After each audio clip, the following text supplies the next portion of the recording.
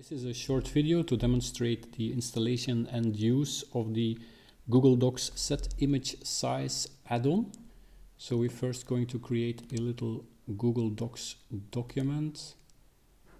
This is happening right now. We'll add a little bit of text. This is a demo of SetImageSize. We need to add an image because of course it's all about images. Let's get a small image from the web. What else than a cat, of course.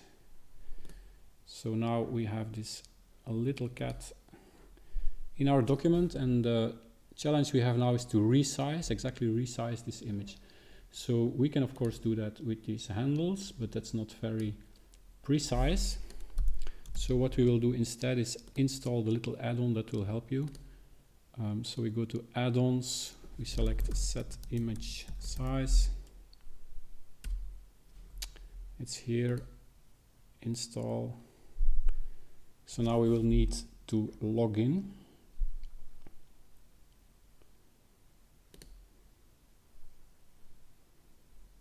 With this, and we get to a request for a number of permissions. Of course, we need access to your document, otherwise you cannot do anything. We need to run the application.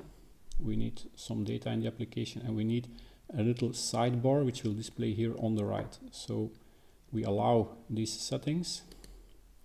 So none of your private data is accessed, only this particular document is accessed.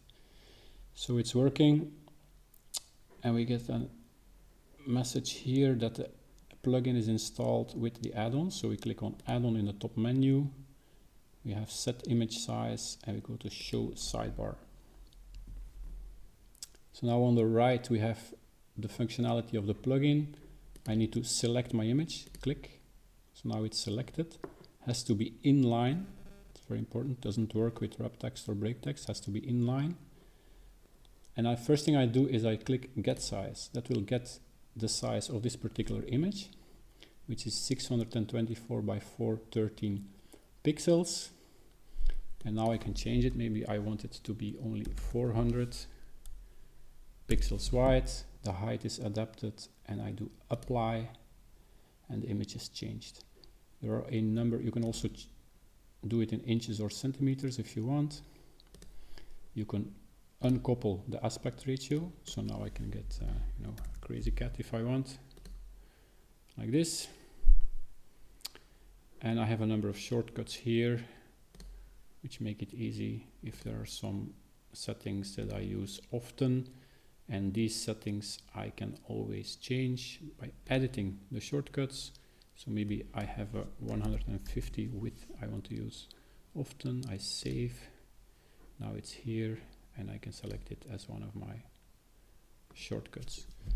Privacy policies right down here takes you to the website, gives you some more explanation, and as well as the privacy policy right here, which basically says I'm not doing anything with any of your data. Voila, enjoy the add-on and give me feedback through the Google Store.